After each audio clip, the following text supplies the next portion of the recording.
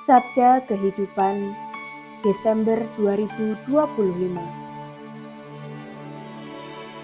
Segala ujung bumi akan melihat keselamatan dari Allah kita. Yesaya bab 52 ayat 10.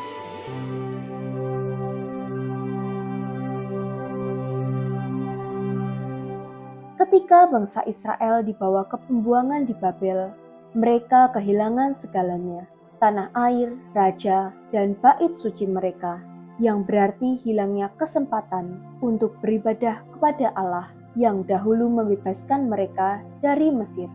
Namun kemudian, suara seorang nabi menyampaikan pewartaan yang mengejutkan. Sudah tiba saatnya untuk kembali pulang. Sekali lagi, Allah akan bertindak dengan kuasanya, menuntun bangsa Israel melintasi padang gurun menuju Yerusalem, dan seluruh bangsa di bumi akan menyaksikan peristiwa yang menakjubkan ini. Segala ujung bumi akan melihat keselamatan dari Allah kita.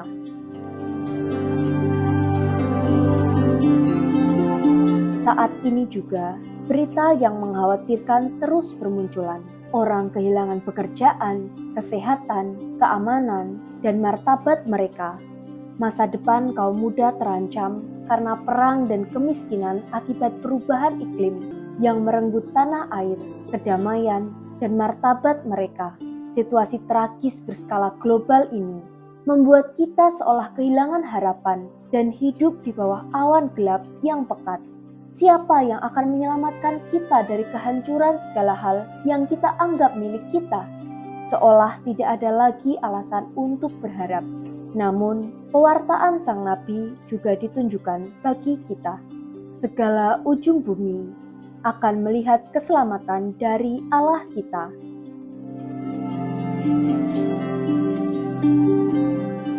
Sabda Allah mengungkapkan karyanya dalam sejarah pribadi maupun sejarah kolektif kita, yang mengundang kita untuk membuka mata terhadap tanda-tanda rencana keselamatannya.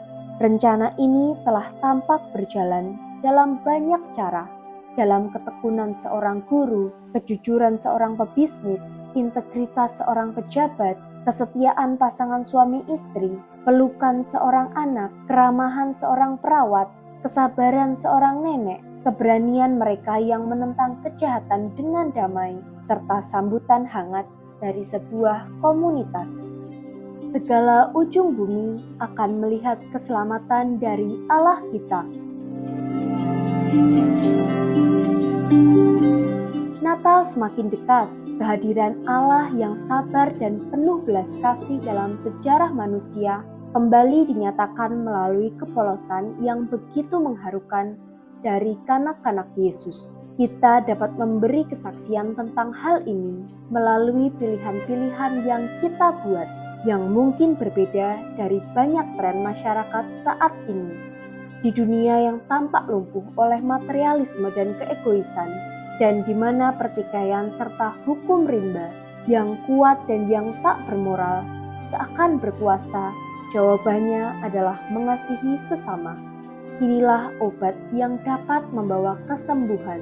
Kasih itu bagaikan gelombang kehangatan ilahi yang memancar dan menyebar secara perlahan, mengubah masyarakat dengan menembus relasi antar pribadi maupun antar kelompok. Segala ujung bumi akan melihat keselamatan dari Allah kita.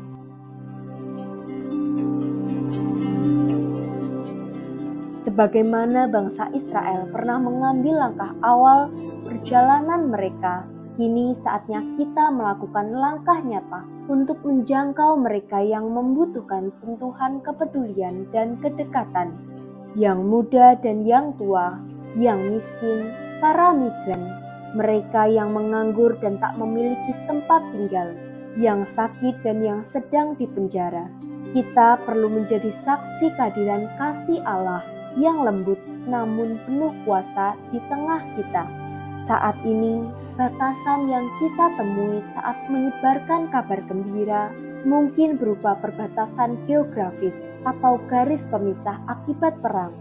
tetapi bisa juga berupa batas-batas budaya maupun eksistensial.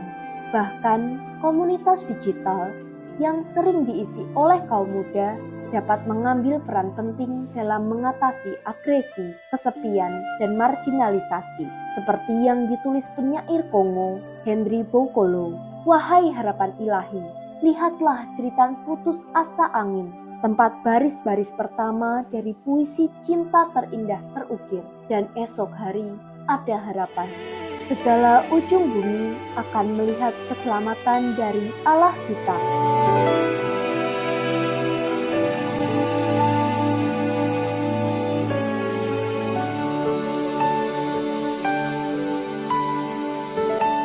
The shadows they are falling, hear the evening calling.